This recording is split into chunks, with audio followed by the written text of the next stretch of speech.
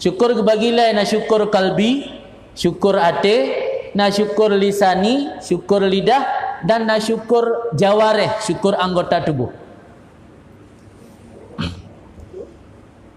Kiban makna syukur kalbi? Syukur kalbi, seseorang menyembunyikan kebaikan bagi seluruh makhluk.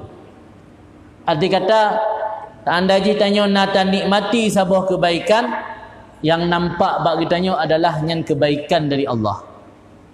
Oh, tetangga tanya saya yang juk, yang jalan Allah untuk menuju ke tanya, tapi hakikat dari Allah. Memiliki keyakinan bahawa yang memberi nikmat adalah Allah walau melalui jara manusia, nyanlah syukur kalbi. Lu yakin urang beriman mandum na syukur kalbi.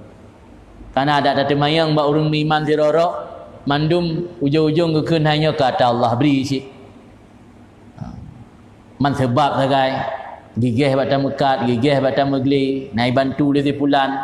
Tapi ya bebut ada Allah beri. Dengan na keyakinan lagi nyala mati yang karena syukur kalbi. Ulamnya tak terapkan dalam hati kitanya ubina kebaikan milik Allah. Baik dah pandang ke manusia. Manusia adalah wasilah, jalan perantara pemberian Allah ke kitanya. Hakikat dia yang memberi adalah Allah. Yang misalnya kita tanamkan dalam prinsip tanya karena syukur kalbi, syukur hati. Yang kedua syukur lisan. Kiban makna syukur lisan?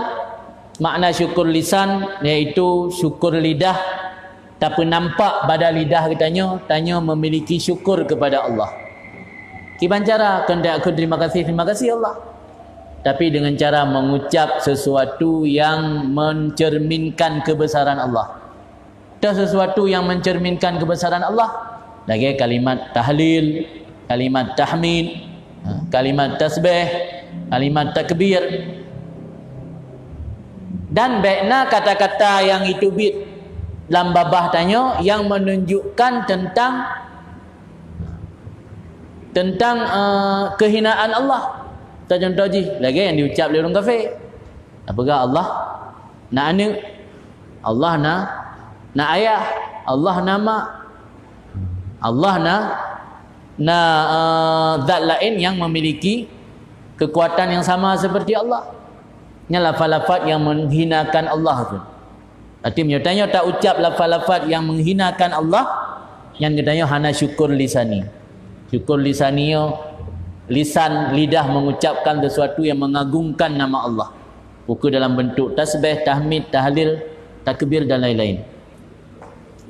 Kemudian yang yang keduanya belum rasa mandum urang mukminna. Mandum urang mukminna walaupun hana tip malam ke tasbih. Kadang-kadang 3 minggu 3 na terpulang sembahyang paling kurang. Sembahyang kena kan?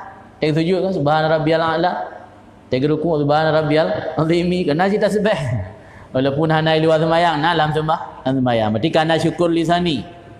Yang kelainya yang jarang urang na syukur jawareh.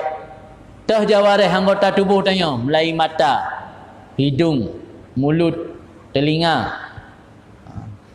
lambung atau butun perut, kemaluan, tangan, kaki, yang anggota tubuh yang selalu bertindak dan berinteraksi.